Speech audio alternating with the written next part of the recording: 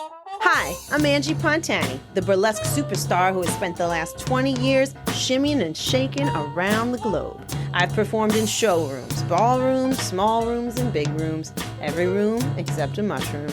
Along the way, I've met some amazing people, and I'd like to introduce them to you.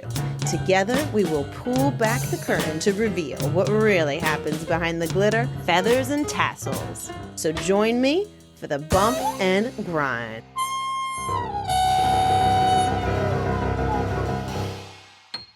Kate Valentine kicked off her infamous career in 1996 with one of the first neo-burlesque troupes, the Velvet Hammer, out of Los Angeles. She went on to create the Va Va Voom Room, as well as the notorious character of famed burlesque MC, Miss Astrid.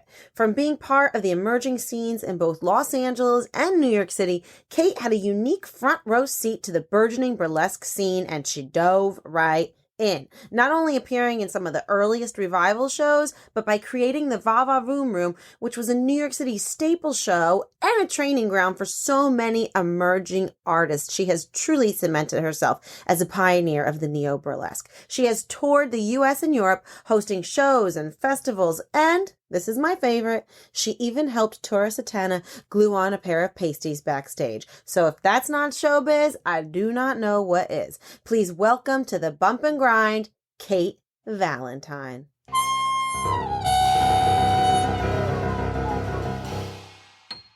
Kate Valentine, thank you so much for being with me on the Bump and Grind today. How are you, number one? Oh, honey, I'm hanging in there. I'm so glad to be asked to be a part of it, and I'm so glad to be talking to you and actually seeing you. I wore lipstick for you. Oh, you did more than I did today. I washed my hair. Lipstick is like the new porn, right? Because you can never see anybody's mouths anymore. I know, and I constantly forget when I go out that I'm going to put the mask on, and then I always put on, like, my red lipstick, and then all the insides of my masks are all disgusting. All schmeared. And nobody sees it, but I know it's there, and somehow that makes me feel a little bit better about life right now. It's the little things, man. It is the little things right now that keep me going on. But I was so excited to talk to you today because you are really one of the premier burlesque hosts as Miss Astrid that was part of the neo movement, helped spur the neo movement, has been part of it through so many of the ups and downs and changes of burlesque, but then also like within your personal life too. It's like, I feel like when I talk to all of us old folks, all of us original gangsters, it's like we've all gone through this journey of burlesque and all of our lives obviously have evolved with that. And I find that to be a very exciting and interesting thing, you know? Yeah, absolutely. Absolutely. It is a long journey, but how did your journey begin? My journey into burlesque. Well, my journey into burlesque began in the 90s. I don't know if you've heard of them. In the 90s. Yes. No, I wasn't born yet. I will say that before I knew you personally, I saw you perform. More than once, actually. I saw you perform, with Amy Goodhart. I saw a Dutch Wiseman show at, I don't remember where that location was. It was like a gentleman's club or something. Yeah, I don't even remember. We moved so many times. And then it made a big impression on me. This was before I was doing burlesque. That was the first thing I saw that was burlesque-y. Yeah. That Dutch Wiseman show. And then I feel like I saw you with her at what's that venue in the 70s, in the West 70s? Oh, the Triad. The Triad. Oh God, yeah. I saw a Triad show, and I was like, "Look at that little tomato. You were very cute, and you were a standout in that show." Oh, thank you, Kate. Yeah, that show was amazing. I learned so much from being part of both Dutch Wiseman's and then going on with Amy. Like, it was like really an amazing way to kind of jump into the world of burlesque. Yeah, but my burlesque journey began. I was a young would-be starlet in Los Angeles, and I was, doing the thing in LA, a lot of auditions. You wanted to be an actress, like a Yeah, movie star? yeah. I was acting, and I was also I had started out as a dancer, so I was dancing with a modern dance company there, and I was doing the auditions, a lot of yeah, I was doing that whole thing. And so I was pretty frustrated artistically, and I was living in Silver Lake, and there was a vintage store that was across the street. I lived across the street from the Dresden, if you remember the Dresden. Oh, yes, I absolutely remember the Dresden. Um, yeah, the Dresden was an amazing place. I mean, is an amazing place. Marty and Elaine, you know, that like one of the first Right. lounge acts ever. Just like, And this was in the 90s, so the swing this was scene was like in the raging. absolute, yes, it was in the absolute heyday of all that stuff. So there was a vintage store across the street, and there was like a little paper sign for burlesque auditions at a club in South Central. Oh, wow. So I was like, I'm just going to go for it. But Did you know what the word was? Did you know what burlesque meant? Well, yeah. I mean, I had my ideas about it, but there wasn't a lot of reference point for it. I don't know how I put together an act. Do you know what I mean? Like, where did I get it from? What was I doing? Yeah. I mean, I had a lot of, I was always really a big fan of, well, I grew up in a theater family. And so I was really well versed in, like sort of MGM musicals. And I always loved film noir stuff. And I love all of that noir fiction stuff. So I was into that sort of vibe. I don't know, whatever. No, so I put together an act. The easy part. The aesthetic is easy. It's like we all knew what it looked like, but the dance, it's like I'd love to see that dance. Yeah, the dance part was like, what the hell? So I showed up at this club, and it was like the coolest girl, like it was like so intimidating, like really the coolest girls ever at this crazy club. And I auditioned, and I got into the Velvet Hammer as a dancer. Wow. And was that the beginning of the Velvet Hammer, or were they like just filling slots? The Velvet Hammer at the time had happened, I think it had happened once before, right? Okay. And they were doing these epic shows that they would take an entire year to put up. Wild. So they had done one, I believe, and this was for their second one. So I wasn't part of the original first cast, but I was part of the second cast. So I named myself Ruby Valhalla and put together an act and did a whole, my sister made me a pair of tearaway pants, and I still have that old raggedy costume. No, you don't. That's crazy. Oh, I do. I mean, not that it's not wearable, but I mean, yeah, it was an amazing, amazing experience. And they had been doing shows at a small club, and for some reason that had fallen through. And so they had somehow been able to wrangle the El Rey, which is this unbelievable venue on Wilshire Boulevard. So their shows were so extra, like they took a year to put them together. There was like these huge blowouts, these elaborate costumes and elaborate props and so much scheming and planning, and excitement going into it, and such a remarkable band of women. It was like, God, just really, really cool ladies. Michelle Carr and Elvia Lehman, who were the two who put that show together, and Rita D'Albert and Kitten DeVille, and of course, Ming Dynates, Annie Sperling, and just like an endless, the list goes on and on of just like these unbelievable ladies. And so it was like being jumped into the coolest gang ever. And they became friends of mine, some of them, lifetime friends of mine.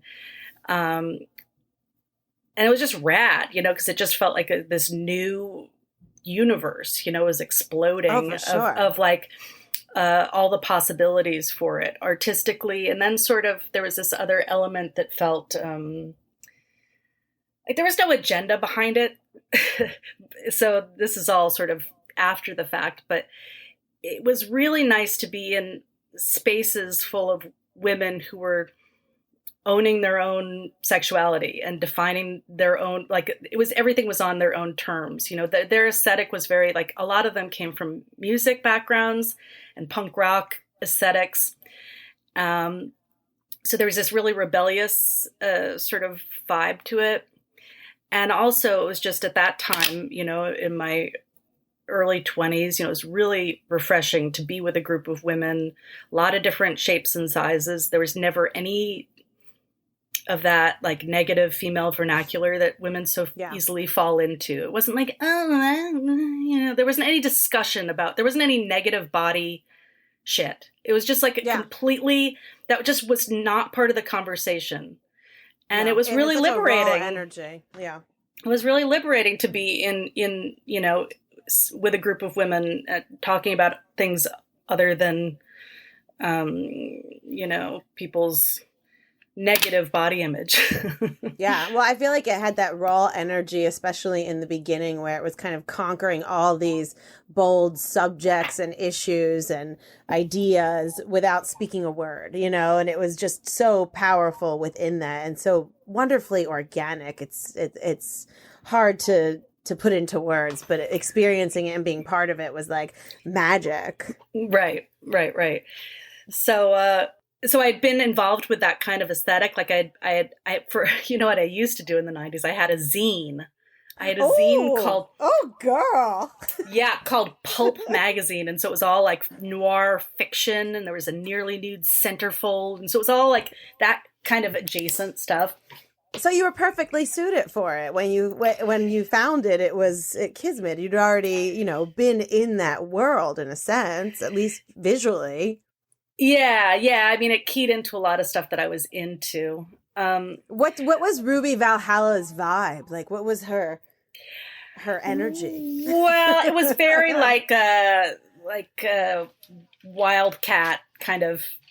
Yeah, it was very like, you know, I came from a dance background, so I was like really wanting to like lay out all the moves. Mm-hmm. No, well, you unleashed. You're an amazing dancer. I know we've done numbers together for like big burlesque festival production things, and you're like one of the dancers that picks things up. Yeah, the secrets and lace. But you're totally one of the people that like you pick it up in 3 seconds. You're like, oh. Yeah. So the thing about the Velvet Hammer, so the Velvet Hammer was amazing, but the Velvet Hammer was like, you know, few and far between. There was like one show every year, and that was not going to work for me. I like was dying to perform more. And so with like, I asked the girls for their permission if it was like, okay, if I made my own show, because I wanted to be performing more regularly. And I was kind of eager to do something that had, like I wanted to put my own stamp on it. I wanted to do something that was more variety based. Like I wanted to have more vaudeville acts intermixed with the dancers. Theirs was like they had a amazing live band and a lot of different strip acts and a lot of cat fights, which was great. That's right. I forgot that they did all that. Oh, they did all these like cat fights are so satisfying somehow. I don't know why. Kitten DeVille was so good at cat fighting. There's so many amazing pictures of kitten cat fighting. Yeah, with the record scratch, the hair pulling, and I don't know. So good. I don't know why that scratches an itch, but it just does. Anyway, so I with their blessing, I started doing a monthly show at this club called Rudolfo's, and I was pals with some of the people over at Rudolfo's because they did this great show, this great club night called Drag Strip 66, and I was friends with all the drag guys, all the drag queens. Where are we now, Kate? We're in like the late 90s right now, early 2000s? Late 90s. Late 90s. So I started doing a monthly at Rudolfo's and named my show the Va Va Voom Room and created Miss Astrid as the MC for that show.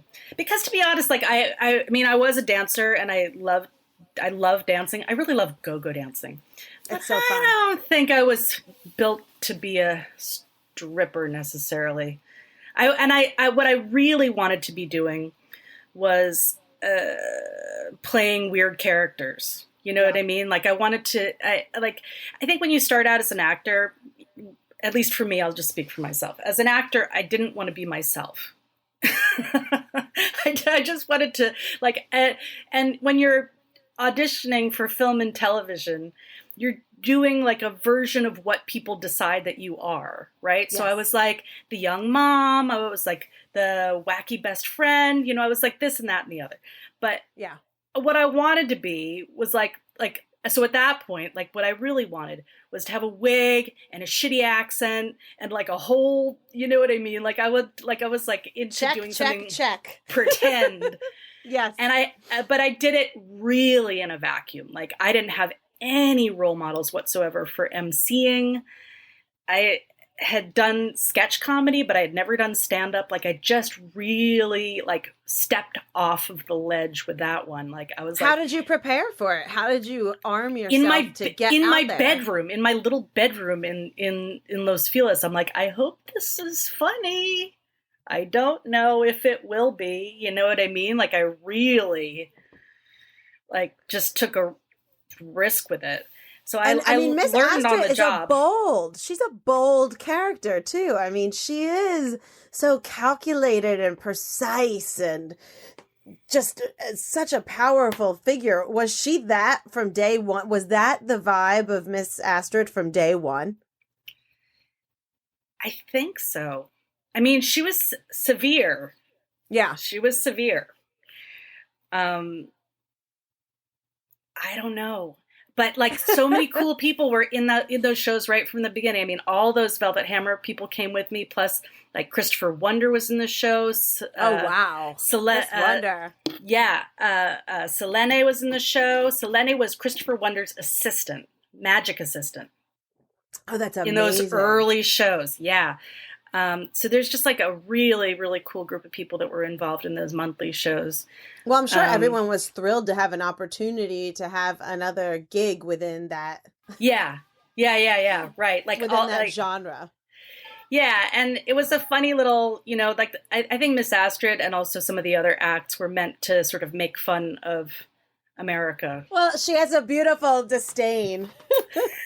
All disdain.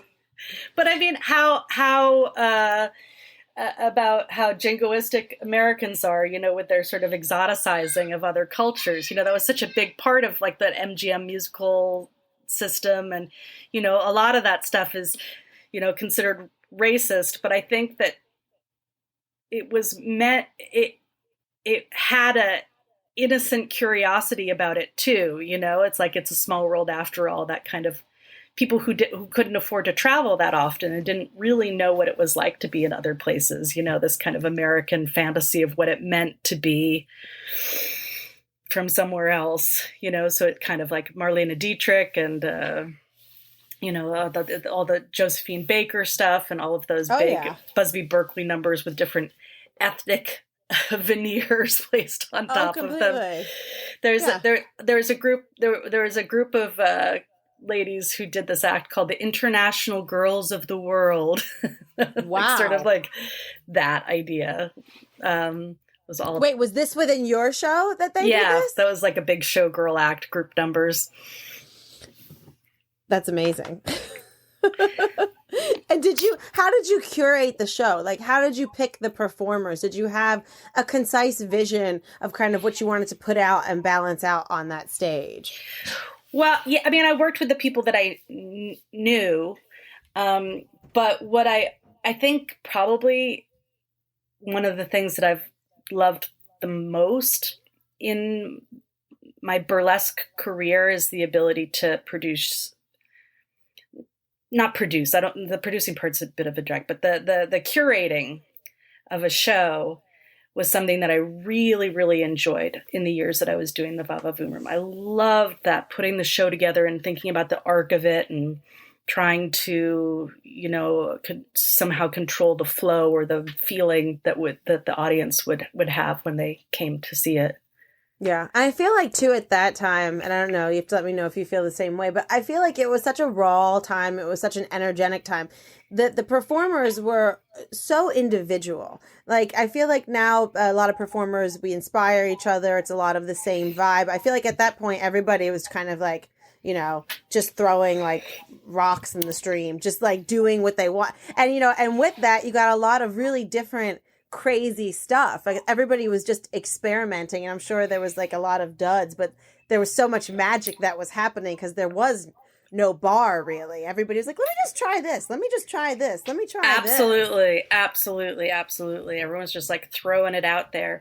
And so I got, I had just started to like I thought I was going to do it once or twice and never again. Do you know what I mean? Maybe you had absolutely. Yeah, it's like, my whole career, Kate. My whole career. Never, ever, ever thought that I would be sitting here now talking about this. But that's great. I mean, good.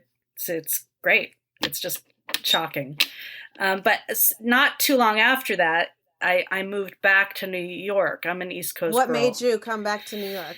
I mean, things were going great in terms of like the little burlesque piece was really exciting, actually. But I hated living in LA. Yeah. I hated it. I hated the industry. I was really worn down by it. And there was a big part of me that was like, I can, like there was years that went by and I was like, I can move back east when I've accomplished this. And then I was like, what am I doing? I want to get out of a car and never get back in a car ever again. Yeah. So I gave myself permission to move back, and hoping that I would continue to do theater and stuff back in New York. And I was so glad to be back east. And I'm like, I brought my show with me and I intended on just like setting up camp in New York. And that all came together so quickly because, at the same time that there was this little bubble of burlesque happening on the West Coast, there was this bubble in New York, which and you were a part of. You had back and forth going on too. Cause I remember like Julie and Dirty, they were coming to LA and they were doing your show out there. Well, that wasn't until, but that was later. That wasn't until after. Like 2003 or 4. I moved back in 98 and by, I think in the summer of 98 and by the winter of 99, I had a show up and running on the Lower East Side. Wow. And where was it at? Where was it? Which venue was that? It was at the Clemente Sotovelas Cultural Center. Oh, yes. But you remember that area, there was like pianos, the House of Candles, like when all those places were little tiny theaters. They were adorable. Before they turned into bars, right? Mm-hmm. There was all those little spots and Clemente Sotovelas was like one of those places that was like, I mean, it doesn't exist anymore. It was the old New York where you went, like I went in like a knock, knock, knock, like, can I put on a show here? And they let us rehearse there anytime we wanted, as long as we wanted for free. And then, I don't know, maybe they took some money for our tickets or something. You know what I mean? Like we got it for, we had it for nothing. Shows that then they didn't take anything. We got 100% of the door. They didn't even, they were like, yeah, whatever. It was such a different time. It was so much easier to mount a smaller show at that point in time in that climate than it is now. Even prior to COVID, like just the past 10 years, everything's changed so much. Yeah. So I held auditions, like I put an ad in Backstage, but there was one other, at this time, this was before Slipper Room. There was one show that was running regularly in the city, which was that Red Vixen show. Yes. Mm-hmm. So I decided to go there to do research and maybe scout for talent. And I went there and Scotty the Blue Bunny was hosting and he ragged on me and my boyfriend at the time because he thought we were two straight white kids from New Jersey that were so shocked by the content or something. He tried to single us out like that. Ha ha ha ha ha. Good luck. So, Good job, Scotty. so Scotty was there, Tigger was there, Julie was there, uh, Catherine Horahan, who was the one who produced that show, Oh was gosh, there. yeah. So yeah, I mean, like I met that whole, you know how it was. Like at that time, there was like, there was the 10 people that were doing it. Yep, totally. So I Smaller world. met all of the people who did burlesque. Yeah, in one night. And so. Were you like, hey, I just came from LA. I've got this show I was doing out there. Like, will you come and do my show? Yeah. And you're like, yeah. The rest is history. Yeah. I put my card in the tip bucket, and I was Amazing. like, call me. And did you get anybody from the backstage ad that you put out? Did you get anybody from that audition that has, that got in the show and was part of the formative years of Va Va Voom in New York? Yeah, but not people who would be names maybe that you would recognize. Like I got some clowns that were jugglers, and I had like a group of chorus dancers, so I hired, some dancers off of it. But the people who you and I know now that are like have been lifers, those are the people who I saw performing at the Red Vixen. Did you find a difference, like, from the style that you saw and that you were a part of in LA, and then you come to New York, and in one night you've got Tigger, and you've got Julie, and you've got Scotty? Was the difference in styles, were you refreshed by that? Were you like, this is something new? Like, because it was a different style. Huge difference. Yeah. Huge difference. Yeah, I mean, I appreciate it. I think that because I'm... I think that the difference, what I found the difference to be at that time, which was a long time ago now, but the women who I knew from Los Angeles mostly were music kids and club kids. They were like punk rockers and maybe like fine artists, like painters and stuff. So they were coming from that aesthetic, and they're like everything in LA, their style, their visual presentation was super strong. Yeah. And in New York, it was like fucking rough and tumble DIY, like found art kind of, completely aesthetic. and that's to me a little more relatable. I mean, I love both of them. Just for me personally, I kind of lean more towards that end of the spectrum. The glittery gutter. Well, and they were all, gutter. And the glitter gutter, but also they were a lot of, I think people who would have consider themselves actors and dancers, and they were doing whatever gig came up. And it was for that group of people, those club gigs were great gigs, They were great gigs, like, to get money. I mean, not a lot of money, but to not just get money, but to feel like you were able to perform, like that you were doing more performing than auditioning, say. Oh, for sure. And just kind of like, getting those chops, getting those performance chops. I feel like that's where you learn it. That's how you get strong as a performer. And again, like, especially in that time where everything was so experimental, like every time somebody got on stage, like, well, let's see what happens with this. Will this work? What's this? What's this? So, I mean, right. I really feel like that's the biggest benefit that we had at that point in time, was just those gigs were priceless. Yeah. I mean, there's no that time on stage, like getting in that stage time, like you can't learn that by watching a YouTube video. No, which really wasn't even possible then. No, it was absolutely not possible. Right, exactly. And so were you doing the Va Va Voom, was it weekly at this point? Were you doing a show every week? I did. Well, I guess my trajectory with the show was like this. I did it monthly in Los Angeles for a little bit of time. I can't remember for how long.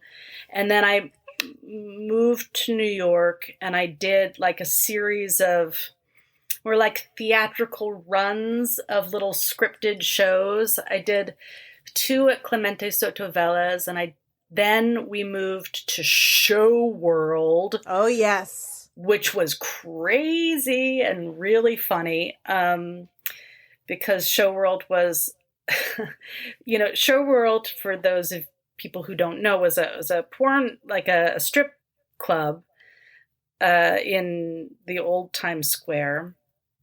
And then downstairs there was, they sold porn magazines and videos, and they had jack-off booths. Yes.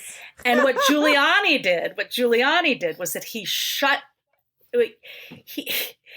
there was this crazy loophole where they decided that the way to deal with the porn problem, or the, clean up Times Square, was that there was like a 60-40 rule. So they were allowed to stay open as long as only 40% of their business was, smut, and 60% was family entertainment. So we were like threading this really weird needle where downstairs, they kept downstairs open. So downstairs had porno magazines and videos, and gentlemen could come in and enjoy themselves. And you were upstairs, the family entertainment? We were the family entertainment. We were the family entertainment because we were family. Because we were art, right? We were art. So it was a really interesting time politically. And we were doing we had done we promoted the shows, we did negative promotion where we had people with angry signs, no, this is not family entertainment, this is porn, to try and drum up business. And there was no alcohol. There was no alcohol, so we gave people airplane bottles of liquor on their way in.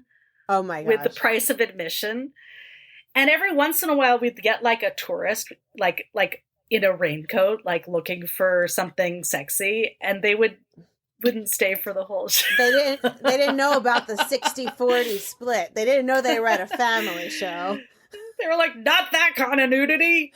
They didn't get the memo. Oh no. But what was the audience like there? What was the audience?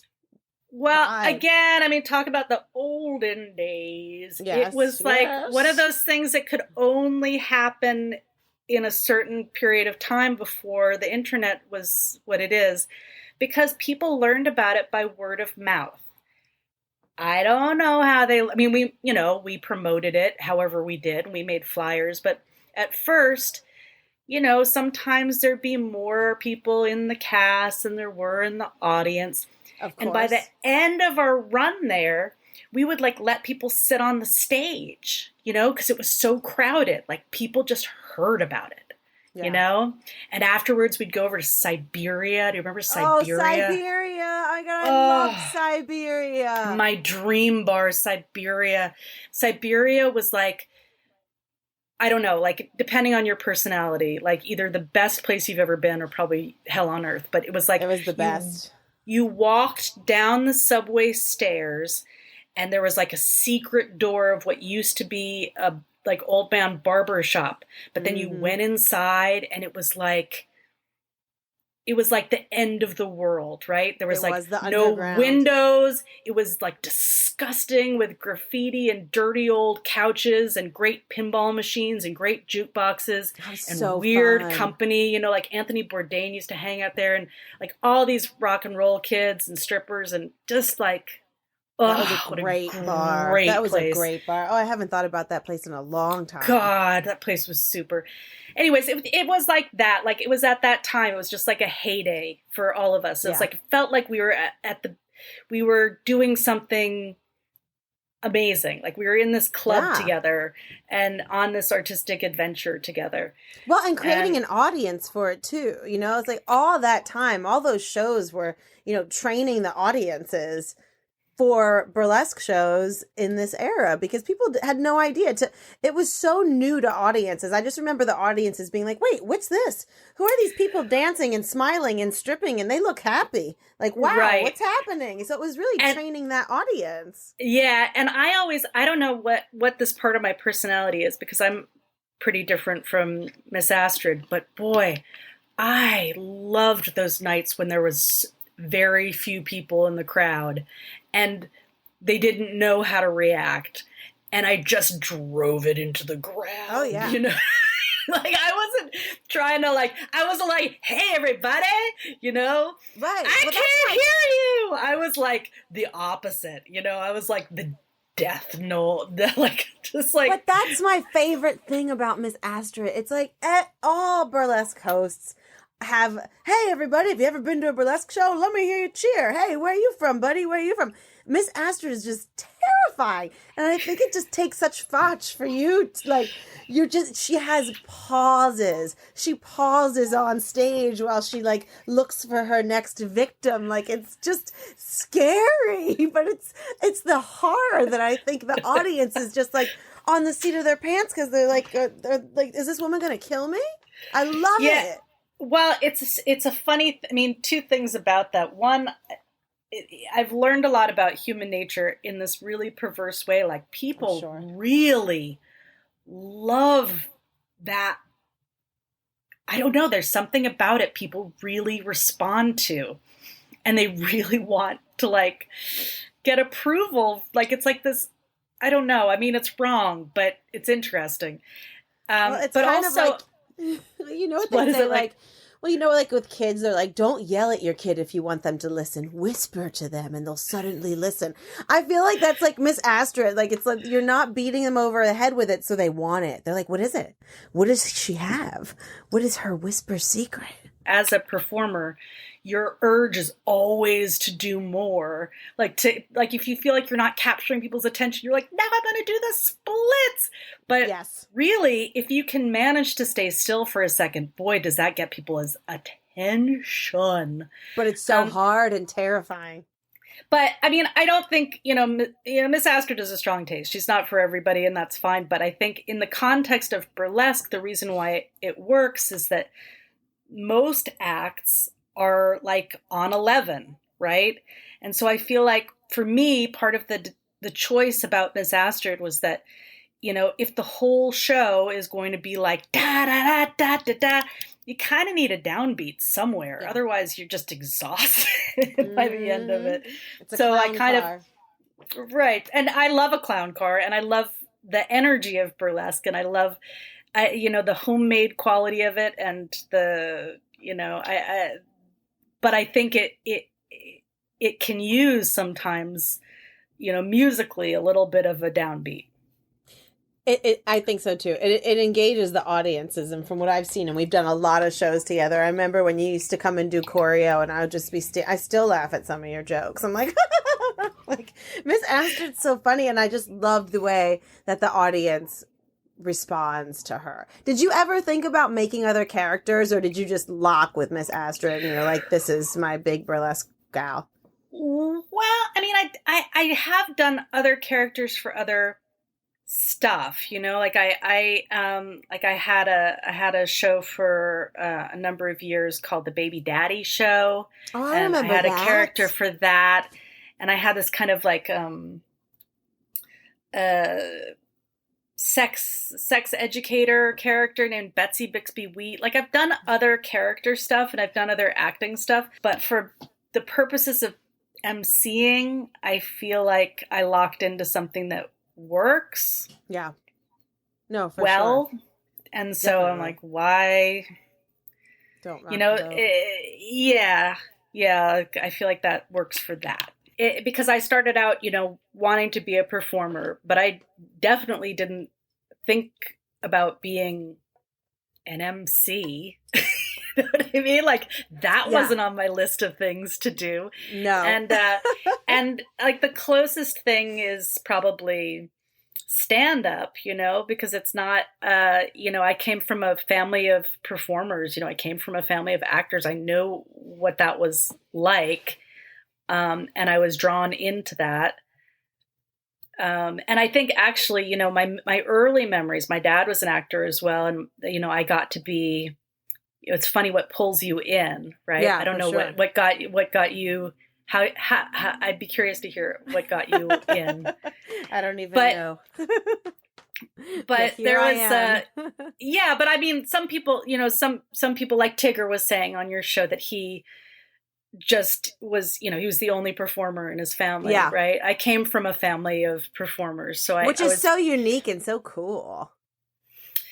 Yeah, it was cool. I mean, so there was a lot of stuff I did know about, and the part that was super intriguing was being able to go backstage with. I was going to say, did you grow up like going backstage? Yeah, that really got me, because there was this feeling of being in an alternate universe, right? Like, the rules don't apply to us, right? No. Like, here's a bunch of grown-ups. The grown-ups were all, in various states of undress, men and women, and smoking and joking around, and just like there was this whole other thing that wasn't societally appropriate that performers got to do, right? And then they went on stage and they were other people, right? And boy, that was like, ooh, I want in on that. Oh yeah, man. It's magical backstage. Even just like the energy of hearing the audience come in, and these people want to see you. They're just waiting to clap for you, and you're just backstage getting ready. And like, there's just this insane energy. I mean, even I just remember from like being in high school plays, like just I can still hear the sound of people, coming into that big old hideous auditorium to see Annie. And like, it just like, you hear the orchestra warming up, or like people doing their vocal exercises, and it's just like, woohoo!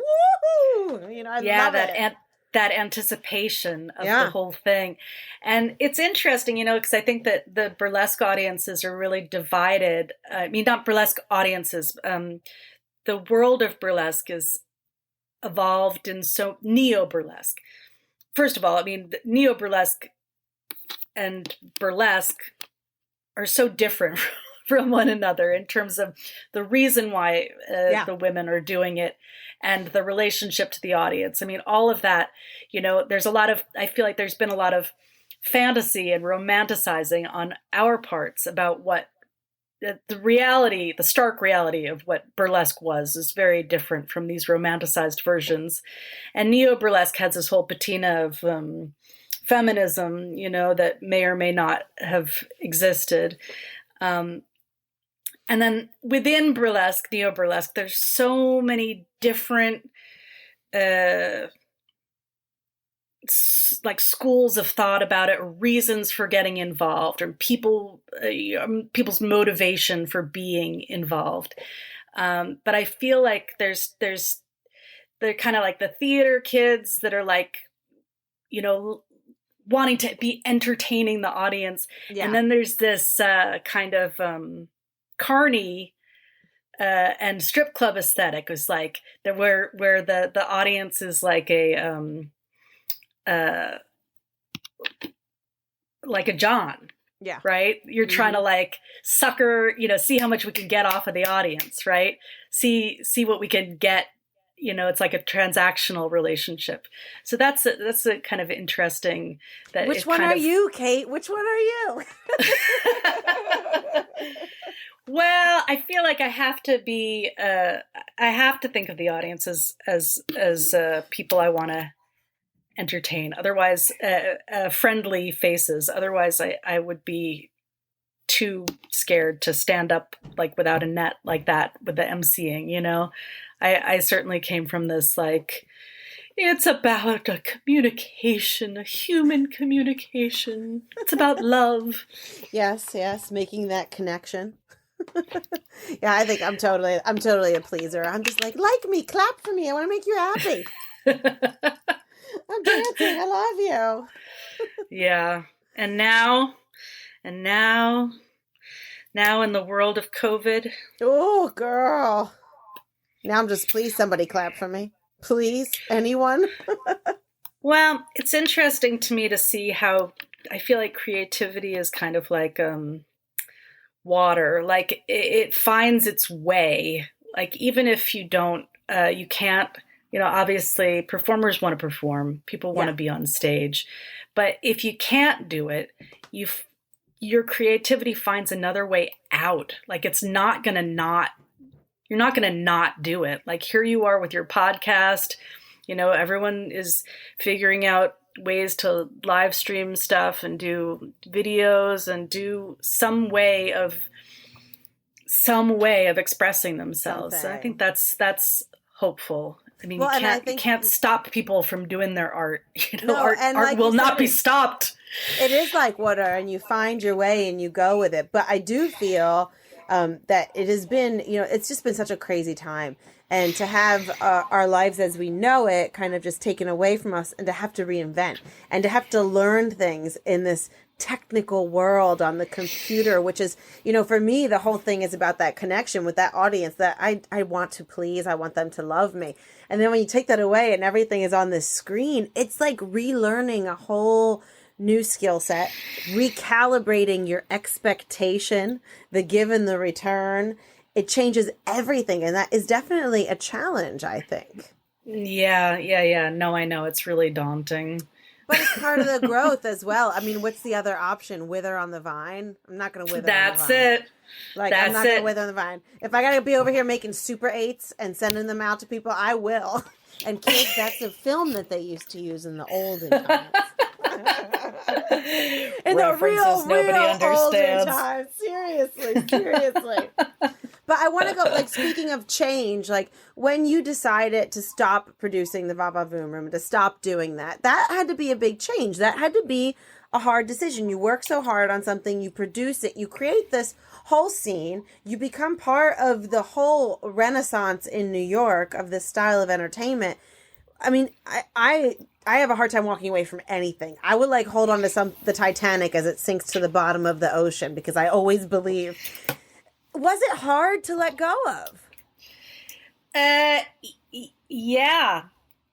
I mean, the whole time that I was doing, I'll just step back to say that the whole time I was doing burlesque, I was also involved in other theatrical projects, but to be honest, I had decided at a certain point with my burlesque life that I was kind of like, well, if I'm going to keep going with this, it was an unexpected route with my career, but I was very happily going along with it because there was so much interest in it and it was so fulfilling in so many ways. But I was doing a regular weekly show at Fez, and that was a lovely place to work. But I was kind of like, if this is going to be sustainable for me personally, why is all the money going to the club? Maybe I should be the one having the club. And so that was supposed to happen. I didn't know but I went into business with the wrong people. Oh no. So that's a lesson for all you kids out there. Just because you just don't dance with the first person that asks you just because they asked you. Maybe, yeah, maybe be a little selective. So I unfortunately, a lot of the Va Va Voom Room dreams sort of got dashed on the rocks of that broken relationship where I thought that I was moving in one direction and it went another way. It happens. That's the truth. And that sucks. So that kind of soured. I was kind of like, if that doesn't happen, maybe it feels like a step backwards just to go back to the same thing. And maybe I need to rethink what I'm doing. And what did you do when you rethought? I mean, I get it. You don't want to stay in one place too long. You need to change the scene. You got to move it and grow it. And if it's not growing, then you gotta move it. Yeah, I mean, I like I said, I was doing more like sketch comedy stuff, and I was moving into directing stuff, and then I fell in love and I moved to Zurich. So it goes. Don't we all, at least once or twice? And then I made babies and I got a little distracted. Yeah, I know. I want to talk about the baby making because I'm a baby maker as well. When you got pregnant, did you have a different idea of what it was going to be like afterwards? Like going back to work after? Did you have a timetable in your mind? Did you have a vision in your head of what your life was going to be like after, number one popped out? Yeah. I mean, it's so it's there's nothing that can prepare you for the reality of having children. It's very overwhelming. I mean, I was I was always a breeder, like a secret breeder. I always wanted to have kids. So I'm really grateful that I was able to do it. I'm glad there was still some eggs left in the basket. Um, and I toured around until I was 9 months pregnant. I was like wandering around all pregnant, like Yes. sleeping on people's couches and stuff. God bless you. And When then, I was 9 months, I was like, just give me a bonbon and put me on a couch. oh, I don't know what I was thinking. And then I I had gotten a grant. This is outside of the burlesque universe, but I had gotten a grant to do a theater project that I was committed to doing that following calendar year. So I had like gone back to, I had a deadline. So I went back to work on this project, and I had my daughter like strapped on my chest, and I was like doing it, which was great because otherwise I wouldn't have done it. And at a certain age, like when they're really little, like before they're walking, you kind of can almost get away with doing something like that. But the minute they're walking, you're like real screwed. So my daughter was born, and we decided to have another baby. We're like, well, we better get going on that other baby, we said to ourselves. When my daughter was 1, I got pregnant, and then I had a miscarriage. But by 1.5, I was pregnant again. Wow. So it's like, You got me sweating over here, Kate, just thinking about that. I had to like stop breastfeeding so I could Yeah. take a break between breastfeeding. And, like a year and a half, like I was like, God, that's not a break. That's not that much of a pause between like you're back on that pregnancy saddle again. It's not at all. I mean, my daughter is 5 years old, and I still feel like it was yesterday. I'm like, oh no. Ooh, like girlfriend. And the first time you're pregnant, you're on like a magical journey. And the next time you're pregnant, you're like, oh, fuck. Like, I know exactly where this train is getting off. And I was on a miserable journey. I am like I hated being pregnant. I really was like, oh, I hated it. I was like, well, this is not magical. Who are all these people that say it's so wonderful and happy? I'm like, this is misery. I can't see my feet. Like I hated it. I hated it. Yeah. Yeah. But you're right. It's like, it is exhausting, and you don't have, once it happened, because I told her, I was like, I'm going to have my baby. I'm going to go back to work in 3 months. It's going to be amazing. I'm going to take her with me everywhere. And then I was like, oh my God, I am so tired. I don't even know where I am. I'm a shitty mom right now and a shitty performer. And there's like literally milk pouring out of my boobs. And I just want to cry and go and stay at my mom's house. So exactly. Well, I mean, I know some people do it. I didn't have it together to do that. And I mean, I was never, a corporate lady. It's not like I had like a maternity leave and then I had something I had to go back to. And thank God, because first of all, I was never built for that stuff anyways. But when I hear stories of people who are like nursing in the bathroom. Yeah. Oh God. Like not nursing, like pumping. Expelling their milk with one of those gross electric pumps. You have no idea. Oh, for those of you that's never done that. I've done that. I did that in dressing rooms, and the main attraction would dance to the sound of my pump because it's like, and they would just be dancing, and I'd be pumping, and I would put it in the refrigerator backstage and take it home in my little tote when I left. I was like, oh yeah, God, so sexy. Now, whenever I hear the sound of a breast pump, I like have like a flashback, and it makes me cringe. Kate, you've been around since the beginning. You were such a part of it. As you know, you just kind of stepped back a bit. Now you got the one toe in. You've seen so many changes. I want to talk about BurlyCon, and when you went to BurlyCon and when you gave the speech. You were the featured guest at BurlyCon, which is like an educational summit that happens. Yes. And it's all classes. There's no performance. And you gave a speech which was and I didn't know this. I'm so out of the loop from 2011 or 2012, right? It was loved and hated. I went and I looked at the speech because it's on 21st Century Burlesque, and there's all these comments underneath it. When you were writing the speech, you hit on a lot of things which are incredibly valid.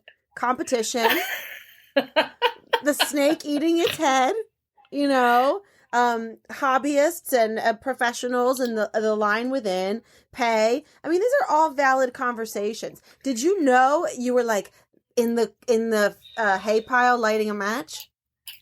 Well, here, a couple things. You know what? There's a couple things about this. I have never really learned until pretty recently a secret that is important, which is to zip it, lock it, and put it in your pocket. Zip it, lock it, put it in your pocket, honey. That's what they say to the school kids, and it's really good advice. I have always thought that honesty was the best policy, and that has never made me any friends ever. Anyway, so I'm all earnest. Like, I'm an earnest lady, and I was 8 months pregnant, and I wrote this big thing, and I showed it to a couple people who I was with at BurlyCon, because I was like, they've asked me my advice. Yeah. I'm going to give them my advice, you know? I'm going to give them my honest opinion. And never invited back again. And so I showed it to who was I there with? I was there with the lovely Ophelia Flame and Bob and Peekaboo. And I was like, is this okay? Should I do this? And they were like, yeah, go for it. And it just caused a lot of uproar. And I think that I'm not sure that I you know, all my opinions, nothing that I would take back probably, but I don't know. Would I do it again? I don't know if I'd do it again. And I think the mistake that I did make was allowing it to be published in 21st Century Burlesque, because what that did was, at BurlyCon I was invited to present my ideas. Yeah.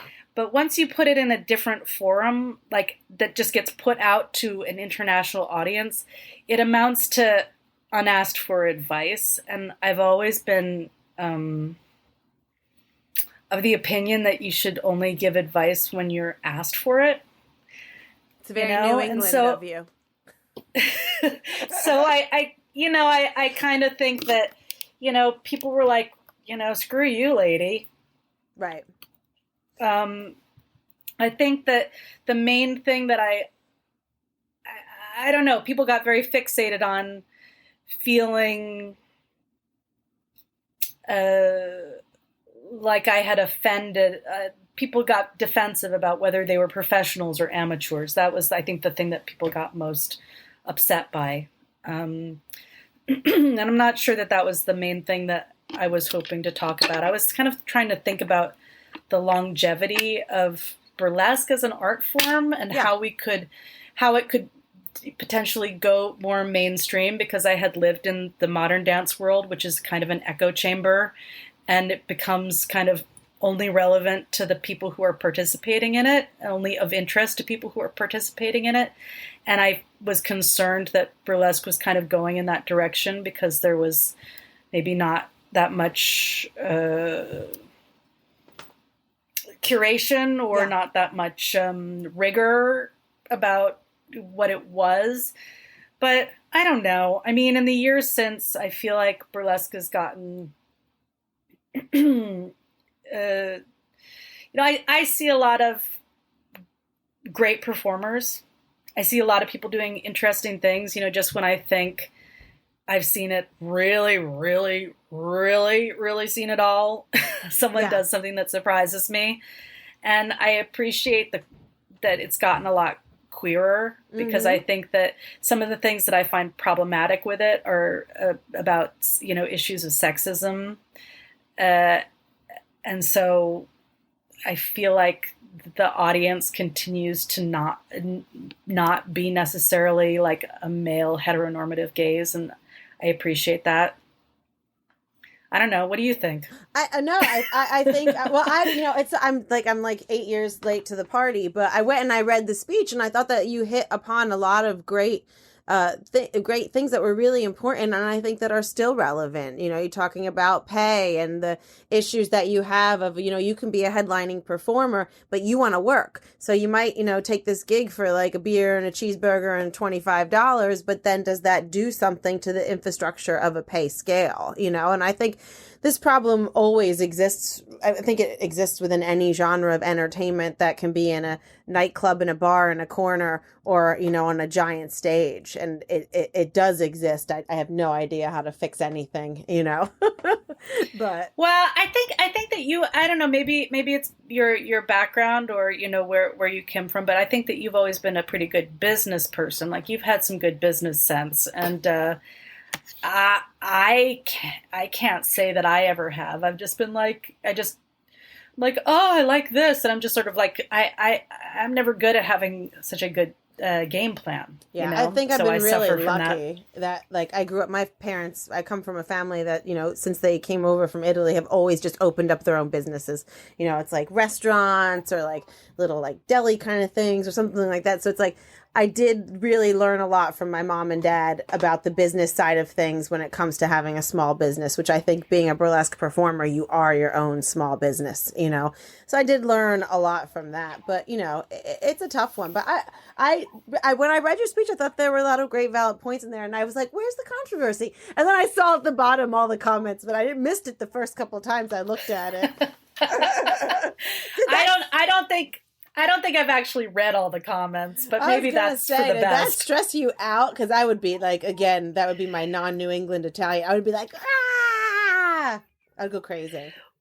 Yeah, I mean, I don't think I did. I mean, to be honest, I really was like 8-9 months pregnant, and then I had a baby, and then I just started like, I was like in my own world. So it seemed like, I think that a lot of people thought that I had like dropped this bomb and then like left burlesque forever, and that was so dramatic.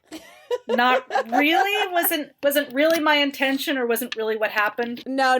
Having a baby really re-levels the field of what causes you to spring into action or feel like you have to participate in something. I was like, that having a kid was like my greatest filter. I was just like, I don't have time for this, and I don't have time for this, and I don't have time for this. I have time for one thing. So that one thing is going to be something that's like really super important to me and that I need to do, Yeah.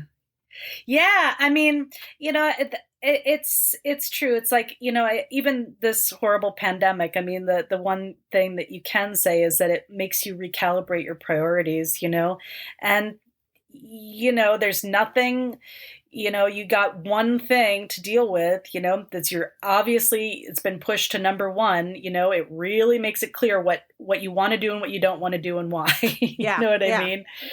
Like that date night better be good. It's going to cost a friggin' fortune. It's going to cost a fortune. You got to get dressed. Like, it's like, everything has to be worth it to you're going to get paid, and you get paid back in lack of sleep. Oh, that's the worst thing. I'm always like, everybody's like, let's go out here. Let's go do this. I'm like, anything I do that's going to keep me out past midnight now, I'm like, this has got to be magical because it's 6 o'clock in the morning. It better be good. It's 6 o'clock in the morning. That day starts. Yeah, never a day off, and the day always starts at, Oh, well, that's whenever we go out now, like, which we haven't in a long time. But I'm like, Brian, make the reservation for 5:30. Early bird special. Oh my God, I want to be home by 10. I want to be shit-faced by 8:15. Seriously, just so I can recover, go to sleep, wake up, and be totally fine. So Miss Astrid came back for a bunch of shows a couple of years ago, and she retired her eye patch. Is her eye patch retired? There's a couple things about the eye patch. Number one, when I started doing the shows that I did in the 90s, to me, the eye patch represented mystery and like an interesting possible backstory. It was kind of, I didn't think that it would be something that I would have to wear for 20 years. It's really hard to work in an eye patch. Oh, it's I know. super, super uncomfortable, and you can't see so good. So that's number one. Secondly, I think that it could be seen as being insensitive in this day and age to people who have disabilities. I had, increasing discomfort about, using something like that as a shorthand for mystery. Mm-hmm. Even though, she is like a fully developed character that has a backstory. I had a very strange experience one time in Las Vegas where I realized that I was sitting with two people who are both missing eyes. Oh, I was having, and no, they were both really nice about it. I mean, I was having a lunch with Elvez and his family, and Paula and her daughter, and Paula's daughter is blind. Yes. They were like, "Oh, it's great. We loved the show," but I just started feeling like, "Eesh, I don't know." So I kind of decided, like, well, it's my character. I always thought it was like, well, this is so tied into the character, it can't. I have to just live with it. But then certain circumstances have forced the eye patch to come back that I can't really talk about right now. But I think for now the eye patch remains. Well, so Miss Astrid's got some stuff on the cooker right now? Well, Miss Astrid might have some stuff on the cooker. The cooker's like, the cooker has COVID. Yeah, the cooker has COVID. Yeah, so, I mean, God, I'm still hoping that some things can come through in 2021, but who knows with all of these next waves and all the insanity, my God. I've learned to let it go, as Elsa would say. Mom joke! That was a gross mom joke. I'm so uncool it hurts. Kate, what has been like your crowning showbiz moment? Like, what are some of your fondest memories? Because I know you've got a lot going back to the olden days at the ranch and Dixie and Vegas in the early years. Gosh, so many things. My fondest showbiz memories. I know they're all a blur. You know what I'm going to say? I think it was maybe those brunches on the burlesque boat. Yes, the New York Burlesque Festival. Jen DePay and I, my partner, had this brilliant idea, and my sisters at that point, Tara and Helen, were still on it too, of doing the Sunday Golden Pasty Awards aboard a ship that would sail around Manhattan. Come rain or come shine. And Miss Astrid was the host through like hurricanes and... Oh God, those were hilarious. Those were like climbing like Mount Everest. Ooh, yes. I remember the one year it was literally like there was a hurricane. We had people like doing acts like foot juggling and like the sound cut out, and it was the Golden Pasty Awards, and we lost. We had the winners, but we had lost the list of all the nominees, so you couldn't read the nominees. And this was before smartphones and having everything at the tip of your finger. Thank God. Thank God. I had do you remember what happened? When you flashed the Statue of Liberty through the plastic tarp because it was pouring rain outside? That one? I went a little crazy that time because I think your sister said, can you just stretch for 10 more minutes? Oh, just 10 minutes. 10 more minutes. Oh my God. And that's when I was like, I think I'm going to blow a gasket. And I stripped out of my Miss Astrid outfit. Which was that black pleather one that you were wearing, right? Yeah, I was wearing a black pleather kind of nautical number. And it was a less dignified moment on my part. That was one time when I actually really lost it. I kind of lost it. Oh God, I had so many good times though with the New York Burlesque Festival. Oh my God, those funny shows at choreo. You were always such a champ with all those. You are really a pro. Oh, thank you. So are you. I enjoy a challenge, and it's like when you think of like the most miserable moments, like when I think of like the worst things. Like when we used to have CDs and they would skip like 1,000 times, they would just keep going back, or like you get locked out of the dressing room, or somebody messes up, or you fall. When I think back about like my funnest moments, they're typically surrounded by some kind of circumstance that would be less than ideal. And isn't that funny? Yeah. It's like the great shows. I'm like, yeah, that was a great show. But, oh, man, once we got locked out of a dressing room and I had to crawl through a window with 2 minutes to get changed, that was a show. That's it. There's great shows and then there's great stories. You know, like I doing like Miss Astrid in front of like Schweizerdeutsche Swiss people. Like, what were they even thinking of me? I'm like doing my accent. I mean, like they're like, what in the world is this? But they loved it. I mean, I don't know what they were making of it, but they loved it. It's like so bizarre. What a trip. What a wild trip. And it's not over yet. Well, thank you so much, Kate. Thank you for being here. I love you. I love you. Big thanks to Kate for joining me on the Bump and Grind. You can keep up with Kate and Miss Astrid on Instagram at Miss MISS_Astrid ASTRID_burlesque. And I have a feeling some exciting news will be hitting the socials soon, so definitely go over there and give her a follow. You know where to find me, at Angie Pontani. And until next week, I will be here awaiting your 5-star reviews, your follows, and your subscribes. So don't be shy and tell me why you love the Bump and Grind. This has been a Giant Panda King production. You can find us at giantpandaking.com and on Instagram at giantpandaking.